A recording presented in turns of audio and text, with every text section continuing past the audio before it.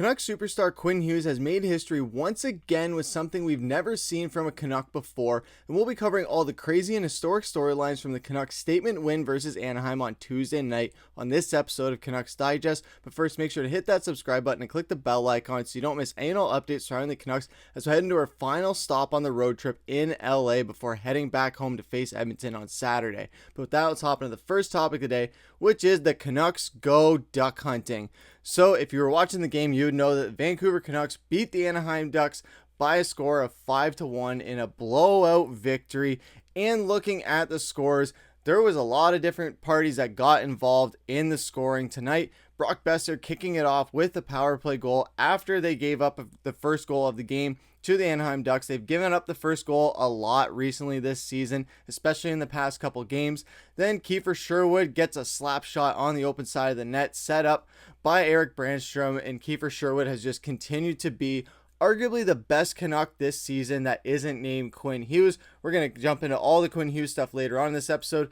But then you also have Elias Pettersson getting the goal that a lot of people thought that was Quinn Hughes's, but PD was able to kind of tip it in and get that redirect. Then Jake DeBrusk with another tip-in goal as well, getting his second of the year as well. And then Danton Heinen jumping in on the party as well with a feed from Kiefer Sherwood, who got his second point of the game. And then Danton Heinen getting his third goal on the season. So overall, a pretty dominant game by the Canucks, especially when looking at the shots on goal by period. First period, Anaheim had us on the ropes offensively a little bit, and then we just made it an onslaught for the second and third period, beating them by a score of 16-6 and 15-8 on the shot board. I know that Vancouver doesn't typically put up a lot of shots, but the offense was rolling tonight. They were getting a lot of pucks on net. They were getting a lot of chances. And it was it's a nice Canucks game to watch for once, where we were kind of relaxed watching the entire time. We didn't have to stress too much. We didn't have to worry about it going into overtime like so many of the games have gone this season. And when looking at the game stats as well, like we touched on, shots on goal very much in favor of Vancouver. They won the face-off battle as well. Power play battle, they did not win, but they were able to get a power play goal and only gave up one power play goal out of the 4 power plays that Anaheim had. And then you look at the penalty minutes, that was also just par for the course for Vancouver. 17-16 hits, so not an overly physical game, but again, they were able to just edge them out by one more hit. Block shots, Anaheim was getting a lot more block shots, but they were also facing a lot more shots compared to Vancouver. So the ratio does even out a little bit there. The giveaways, again, Vancouver didn't have too many of them. They still had 7, however, but compared to Anaheim's 13, not too bad. And the takeaways were nice. Quinn Hughes was another player who got involved in a lot of those takeaways, but we're not going to make this the Quinn Hughes show just yet.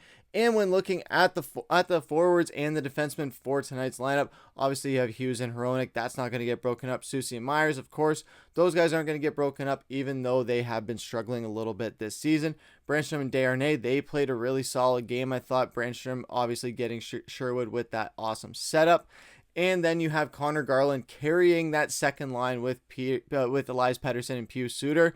And then Jake DeBrusk getting his second goal of the season, getting goals in back-to-back games. So now he's getting moving a little bit. We're getting a little bit more from Jake DeBrusk that we wanted when we brought him over to Vancouver. Aatu Räty did get called up recently today as well, so he got to jump in the lineup as well. He had an alright game. He did take a penalty earlier that led to the power play goal for Anaheim, so that was a little bit of an opportunity there where he kind of did spoil the party a little bit. Danton Heinen and Kiefer Sherwood, those guys have been really awesome so far in their short tenure with Vancouver this season since we brought them over in the offseason. So far, this game and our road games this season, we've been playing really solid. I think it's been a really nice thing to see where Vancouver was really good at home last season, and now it seems like the opposite is happening where, yeah, we're at least getting points at home, but we're still losing games in extra periods. But on the road, we're able to get these wins and get them in convincing fashion. We were able to beat the defending Stanley Cup champions. We were able to beat Anaheim. We were able to beat San Jose. We were able to go on a little bit of a tear here. Kevin Lankinen has stayed stellar in net. That is another thing that we cannot praise enough. Kevin Lankinen has not lost in regulation yet this season, and he has continued to just be really good between the pipes. His goals against average is still staying really top notch. So we are getting everything that we wanted out of Kevin Lankinen, and as well as Kiefer Sherwood. So Jake DeBrusk, he's getting going a little bit. Danton Heinen's getting going a little bit. So some of these new acquisitions are starting to get the ball rolling. Now we just need our core members to get up to their level as well. I know Brock Boeser has been putting pucks in the net. JT Miller's been getting a little bit involved. PD got his second goal of the game, even though it was a little bit of a tip in where it was more Quinn Hughes' shot. So little by little, we're starting to get the ball rolling a little bit here. We had a really slow October, and now we can hop into November. Hopefully getting the ball rolling so that December can just be smooth Vancouver Canucks hockey, just like we played last season, and we can head into the Christmas break and into the new year, turning over into a great month where we can have 2 back-to-back months of great hockey. And then November is where we really start to find our identity. February is where we're going to reinforce it over those next 2 months.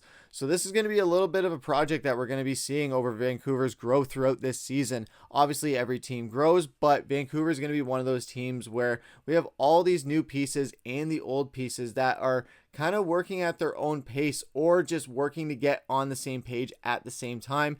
That's going to be what Vancouver wants, is all these guys peaking at the same time so that they are all just putting up production so that teams cannot stop them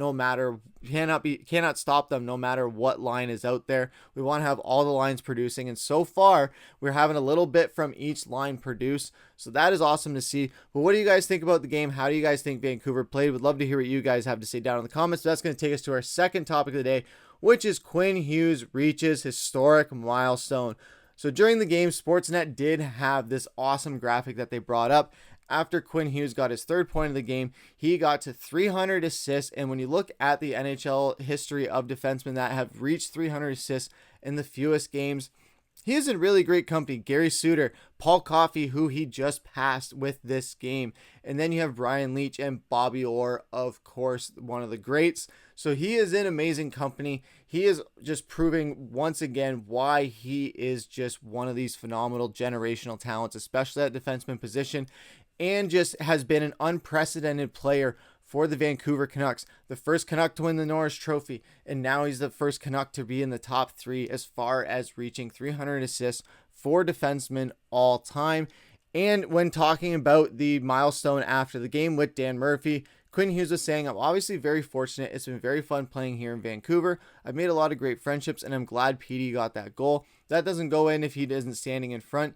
It was a great screen. I just feel very fortunate and lucky to have great teammates that I've had, and it's been a fun 6 years and hopefully too many more. So Quinn Hughes, obviously he wants to stay in Vancouver a long time. This is the team he was drafted by, and he has just made a splash with this team and really honestly could be one of the all-time great franchise players, especially defensemen, and he's well on pace of doing that. When at just 25 years old, it's only a matter of time before Hughes earns a #1 spot in franchise history in assists for a defenseman, with 3 assists tonight, bringing his mark to 300.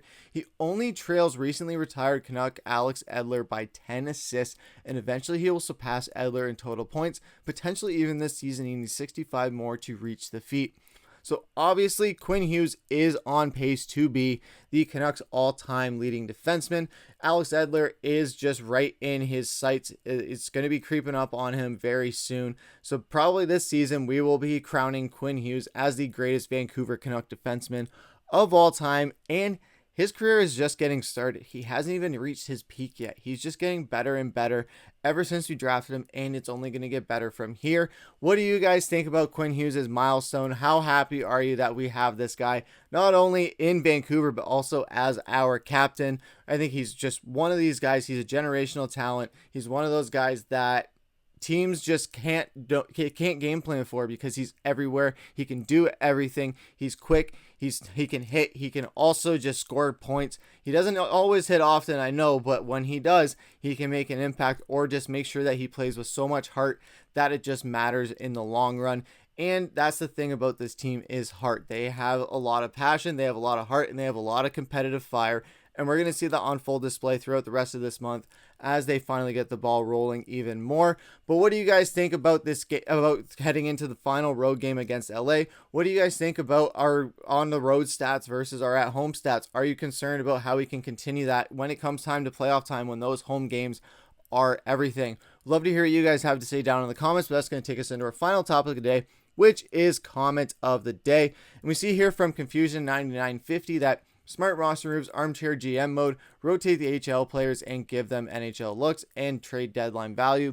This is talking about our last video where we talked about RC Baines getting sent down and Ratu being recalled so that we could see more opportunities for these guys. And I do like that take right there with the trade deadline value. We're going to see a lot of movement at the trade deadline probably with Vancouver. We see some things that aren't entirely working out. We want to bolster down that center position. We want to bolster down our bottom defensive pairing.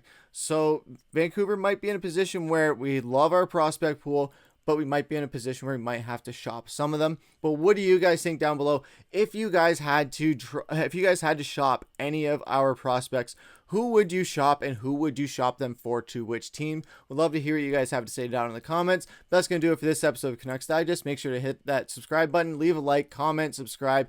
Always love to hear what you guys have to say. Always love the support. But I'm your host, Griffin. That's going to do it for this episode. Take care.